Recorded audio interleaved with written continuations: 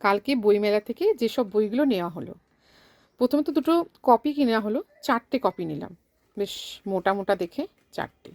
আর নিলাম fountain pen, যার মধ্যে লেখা আছে কাদম্বিনী, দেখা যাচ্ছে।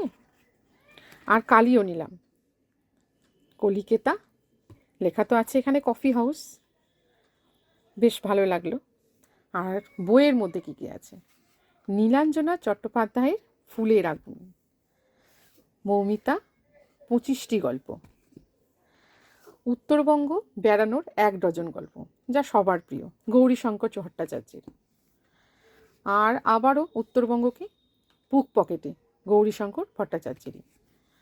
আর একটা নিলাম এবারেরই 2024-এর লেখা রূপাঞ্জন গোস্বামীর বুদ্ধের চোখ, ভালো লাগলো বইটা পড়ে, এই বইটা আমার খুব ভালো লেগেছে পড়ে। রজতেন্দ্র মুখোপাধ্যায়ের স্মৃতির পুজোর স্মৃতি, এটাও খুব ভালো লাগলো পড়ে।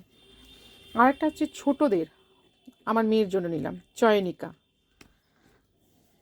আর একটা নিলাম, এটাও গল্পের বই, সরঞ্জিৎ চক্রবর্তীর নীল রোলার লাল রোলার।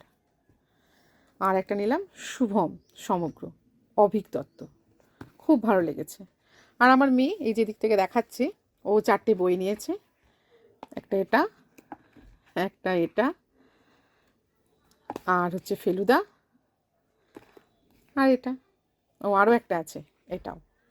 না, বইগুলো দেখতেও খুব সুন্দর, এবার দেখুক কতটা পড়তে পারে।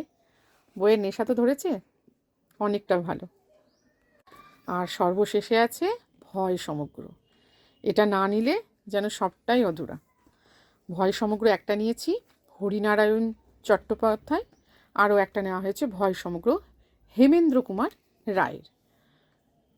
এইবারের এইটুকুই নেওয়া হয়েছে, 1 বছর ধরে পড়া যাক, আবার পরের বছরের অপেক্ষা।